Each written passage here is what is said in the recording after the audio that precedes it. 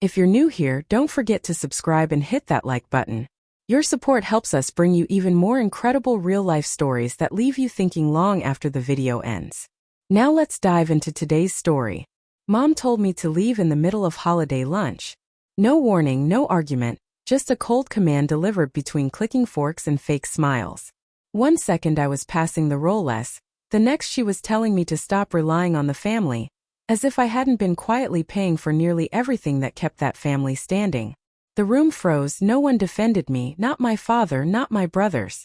And in that silence, something inside me snapped, not in anger but in clarity, because if they truly believed I relied on them, they were about to learn just how wrong they'd been and what that mistake would cost. I didn't leave the house right away. I sat there for a moment, letting the warmth of the dining room lights wash over me, the way they used to when I was a kid before.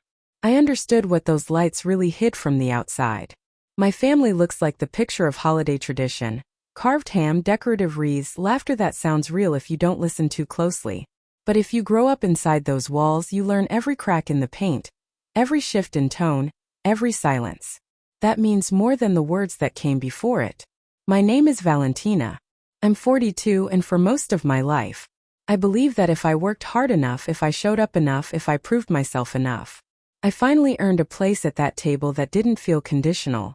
At work I manage teams' deadline strategies, but at home I'm the daughter who's too independent, the sister who's too successful, the relative who's both relied on and resented.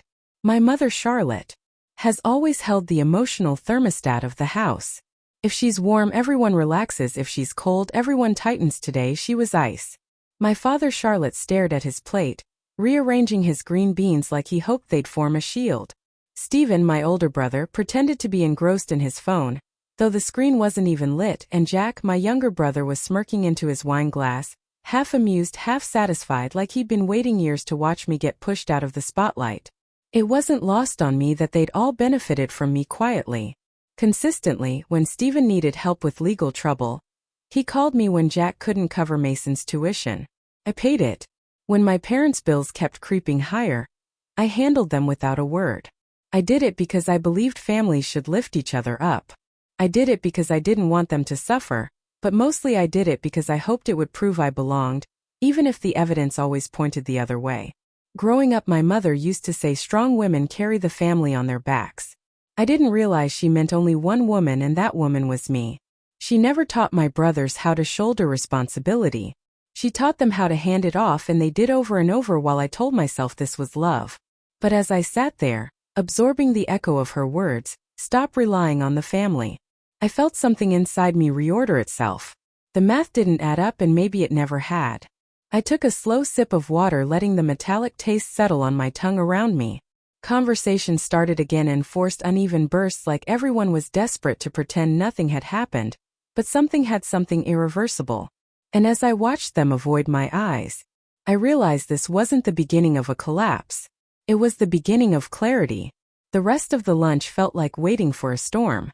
Everyone was pretending not to notice. You could hear it in the way forks tap plates a little too fast, in the way my father's breathing hitched every time my mother shifted in her seat, in the way Jack's knee bounced under the table like he was enjoying a private show. I stayed quiet, not out of fear, but because silence has a way of showing you who people really are. Charlotte talked as if nothing had happened. She commented on the glaze of the ham, the temperature of the rolls, the neighbor's new fence.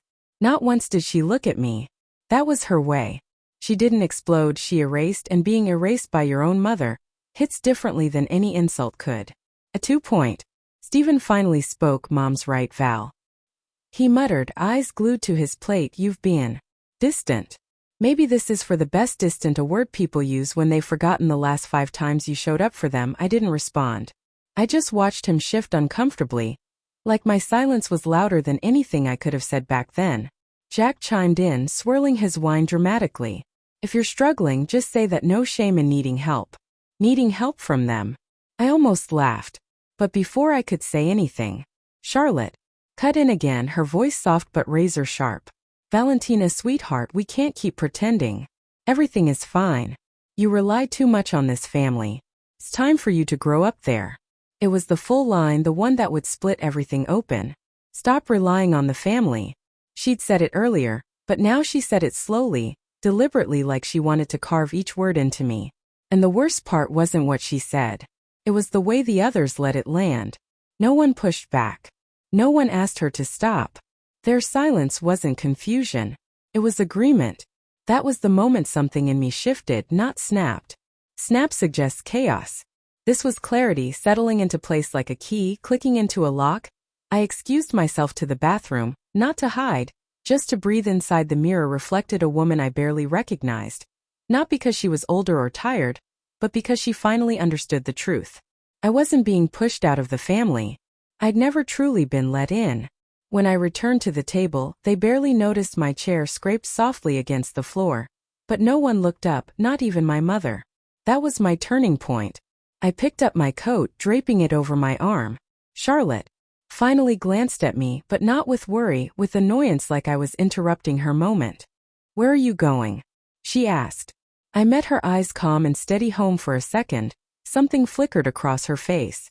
Confusion, maybe even fear, before she shut it down. No one stopped me as I walked to the front door. They didn't understand yet, but they would. The cold air outside hit me with a clarity the dining room never could. I walked to my car without looking back, not out of pride, but because I didn't trust myself to give them even a final glance. They hadn't earned that. My hands were steady when I unlocked the door, steadier than they'd been in years. By the time I reached my apartment in the city, the numbness had worn off, replaced by something quieter, sharper: resolve. The kind that doesn't come from anger, but from finally telling yourself the truth. I stepped inside, closed the door behind me, and let the silence settle.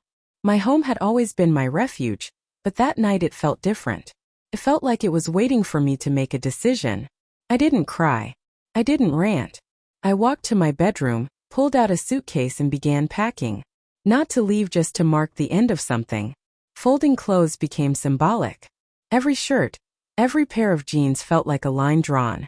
The zipper's soft hum was a reminder that I still had control, at least over myself. I packed with a calm, deliberate rhythm.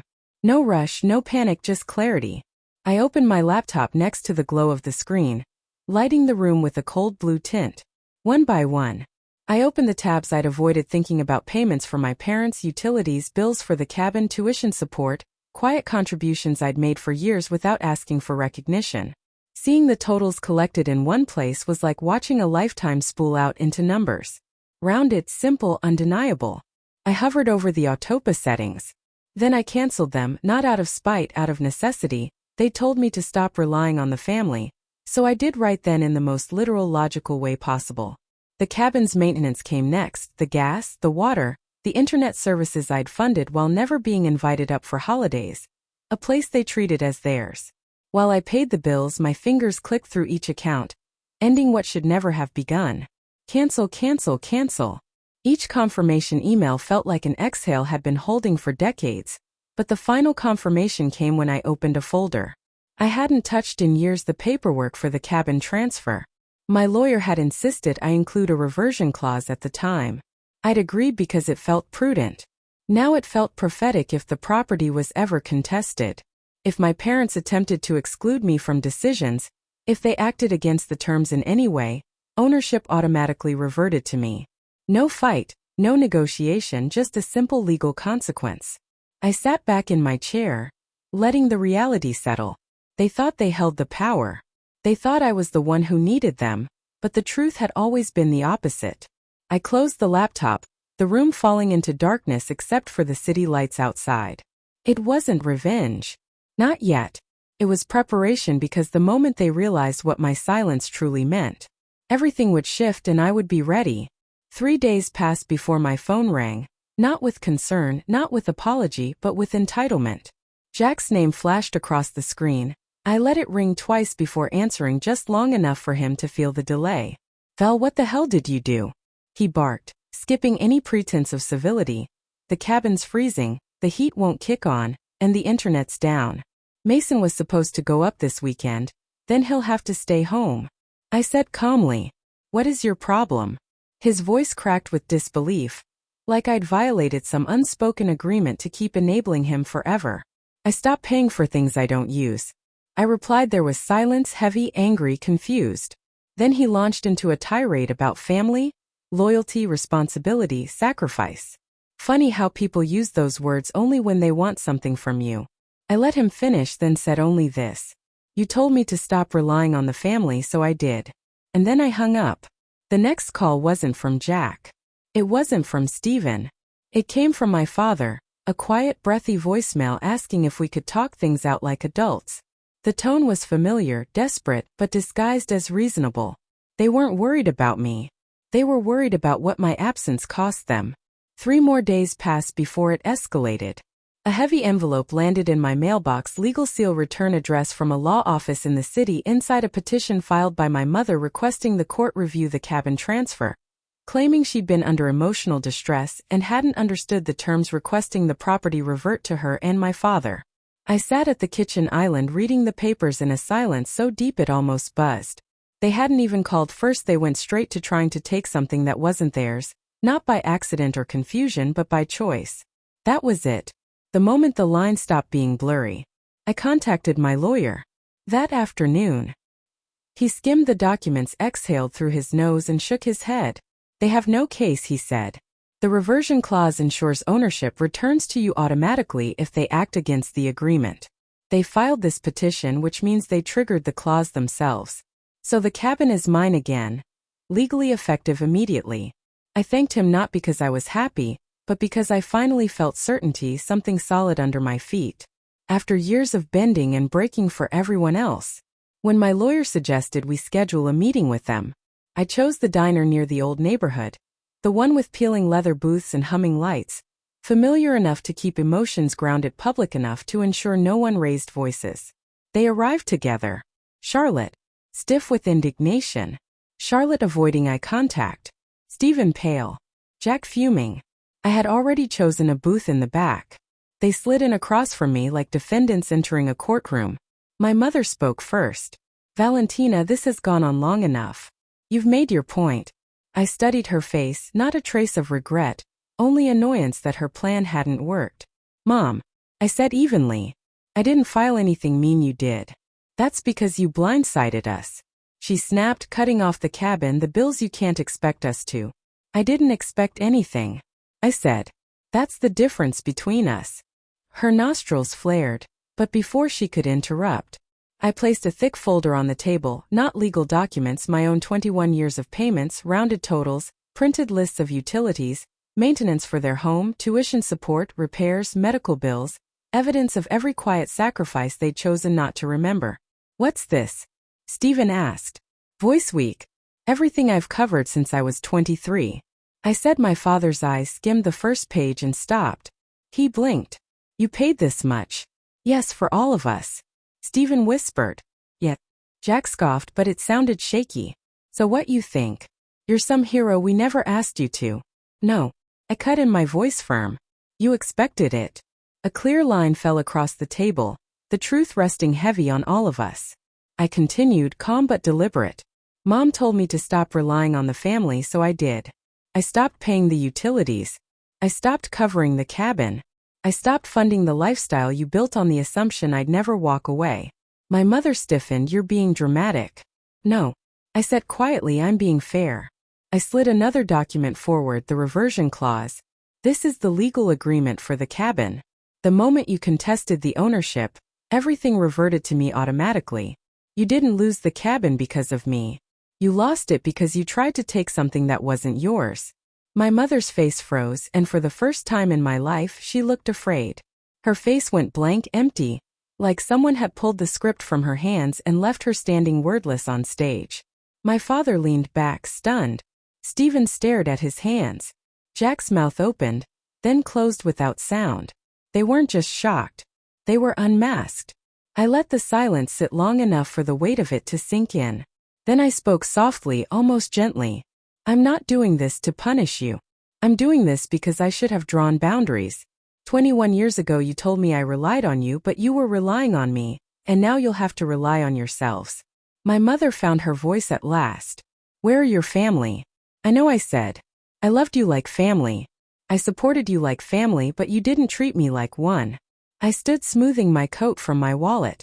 I pulled a $1, the symbolic inheritance that mirrored how they'd treated my contributions. Small. Ignorable, undervalued. I said it in the center of the table. That's all that remains. I said everything else I already gave and you didn't even see it. No one moved, not my father, not my brothers, not my mother, whose blank stare flickered into something almost like regret. Too late. I stepped away from the booth. Valentina, my mother called, voice cracking just slightly. I paused just enough to hear it, but I didn't turn back. Some stories need a final line, this one needed a door closing. The diner bell rang softly as I left, the cold air rushing in around me, and for the first time in my life I didn't feel guilty for walking away. I felt free. In the days that followed, the quiet felt different. It wasn't the kind that comes from being shut out. It was the kind you earn. After finally telling the truth out loud, my apartment seemed brighter. Somehow the morning light hit the counter in soft stripes, and for the first time in years, I didn't wake up bracing for someone else's crisis. My lawyer confirmed the paperwork. The cabin was legally mine again. No dispute, no loophole, just a clean reversion triggered by their own choices. He asked if I wanted to pursue damages or file anything further. I didn't. Justice didn't need to be loud to be real. A week later, my father sent a short email. No Bible verses, no guilt, just a line saying they were figuring things out. I hoped they were. Maybe losing the support they took for granted would force them to grow in ways they hadn't needed to before. As for me, I took a long walk along the river that weekend, letting the winter air sting my cheeks. I felt lighter, not because I'd won something, but because I'd finally put down a weight I was never meant to carry. I hadn't abandoned my family. I'd simply stopped abandoning myself in time. Maybe they'll understand why I drew the line. Maybe they won't. But I've learned that boundaries aren't punishments. They're invitations for people to meet you with the respect you've always given them. And if they can't, you walk forward anyway. My life is quieter now, steadier. Finally, my own. If this story echoes something in your life, share your thoughts below. My story ends here. If you feel that this story is meaningful and brings useful lessons, please like and subscribe to the channel to support me. Thanks for listening and see you in the next videos.